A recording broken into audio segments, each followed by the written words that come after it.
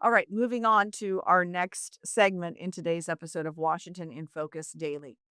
High school seniors in our state may soon have to fill out the federal student loan or the federal application for federal aid, the FAFSA, in order to graduate. Governor Ferguson this week came out with he had held a press conference at Highline College in Des Moines and said he's going to ask the state legislature to make this a graduation requirement. We have a handful of school districts that already have this as part of their curriculum, but this would be all 295 public school districts in the state requiring students to fill out the FAFSA. So here is the governor at Monday's press conference at Highline College. Washington State is literally the most generous state in the entire country for providing financial assistance. And by that I mean free money for young people to go to college or to get job training. The state legislature in past years has created a program that makes us the most generous in the entire country. So for example, if you're a family of three, two parents and one child, or one parent and two children, and you make $70,000 or less a year, that young student can go to a college in Washington State for free. There is that level of assistance. If you make more money, you can get significant assistance to pay for that education or that job training. That's the good news. Here's the bad news. In order to access those funds, you've got to complete this form, the FAFSA form, or a state equivalent, the WAFSA. The bad news is Washington State has historically not just done poorly in completing that form, we've done terribly, okay? Last year we ranked 47th out of 50 states in having young people complete this form that can unlock so many dollars for them to pursue in education or job training. We put in significant resources this year to try to improve our standing. I signed an executive order to create a group that would come up with ideas on how we could do a better job to get the word out to young people about the importance of completing this form. We made improvements. We moved from 47th to 40th. We moved up 7 spots. That's great. That's thousands of more students who are unlocking that possibility, but let's be honest, 40th is not going to get the job done. The good news is that there is an alternative. More and more states are requiring young people to complete the FAFSA in order to graduate. So as you heard Governor Ferguson say there, students who don't want to fill it out could have an opt-out option. It's not, yes, it's going to be required, but if you don't want to do it, if you say, I'm not going to college, or my parents make too much money, I'm going to college, but we know that we're not going to qualify for any federal or state aid, and so you don't want to fill it out, you can do that. And again, lawmakers are going to be pressed on this from legislation from the governor. Now, he said that around half of Washington families right now qualify for higher ed, according to the Student Achievement Council, but many of them are just simply either lacking the knowledge that they have this option and that the aid's available, or choosing not to. So they want to push this requirement. So what to make of that? What to make of, is there something else? Is there another motivation for why the governor would be wanting to push the FAFSA? So I reached out to Washington Policy Center's Education Center Director, Vicki Murray, to ask about that and her thoughts on the push. I think it's fine to make sure that students are aware that either, federal or state resources exist. And most students can opt out if they choose not to.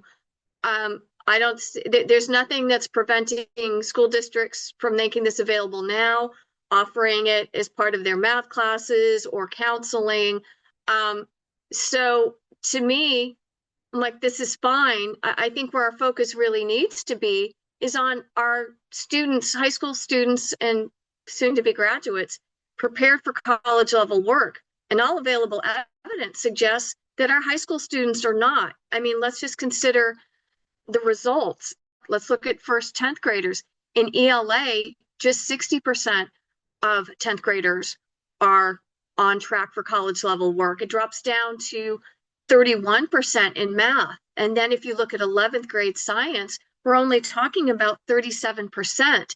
So while I think it's important to let students know about financing options, it's far more important that we make sure our students are prepared for college level work. And I think that's where our focus needs to be. Now, there were some posts on social media this week that I noticed from some suggesting that they don't trust the governor's intentions for pushing the FAFSA as a graduation requirement. Some were suggesting that maybe they just are looking to obtain and document financial income tax data for eventually if the income tax is pushed to a lower threshold in the state of Washington. So I asked Murray directly about that, and she said she doesn't really think that's the case, at least not at this point, but she suggested it is something to pay attention to when Governor Ferguson offers that legislation to lawmakers. My understanding is as of this point, it can't be shared with anybody outside of student, applicants chosen colleges and also the Washington Achievement Council. Now, I think what perhaps we should pay attention to when the governor does submit his proposed legislation, let's look for that to see if there are changes with student privacy, data privacy, and how very sensitive that would be considered. Very sensitive, personally identifiable information like that can be shared. So I would say at this point, I haven't seen anything, but let's keep an eye out. I also reached out to the Office of Superintendent of Public Instruction, Chris Rakedahl, to see if they too support the push for requiring the FAFSA as a graduation requirement. And I received back this from OSPI saying, we're supportive of efforts to require students to complete the FAFSA or the WASFA, that's the Washington State equivalent, or affirmatively opt out as part of their graduation requirements. They noted that last week Rakedahl announced his proposal for a post secondary launch course. It would be a required course for all graduating seniors to prepare students for their next step and beyond. And now back to a minute for the low test scores that Vicki Murray at WPC was noting. She said, let's not talk so much about a push for the FAFSA or ban on cell phones and everything. Sure, those things might all be great things to push for, but let's not use that as a deflection from what the real issue is. And that's pretty dismal test scores in the state of Washington.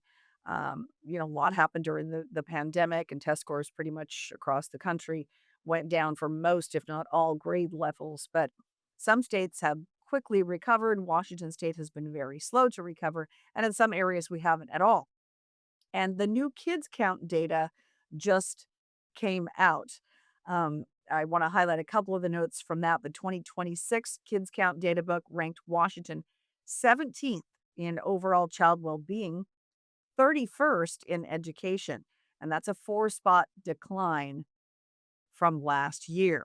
And data from 2024 reveals that 70% of Washington's eighth graders are not proficient in math. 68% of fourth graders are not proficient in reading. So a little bit disappointing with the test scores are going. And again, as Vicki Murray noted, she would like to see more attention paid to ways to improve those outcomes for students. Sure, we can push college at the same time. We can, maybe take cell phones away as a distraction in classrooms universally across the state. But until and unless we improve these outcomes for students, we're really not doing them any real favors.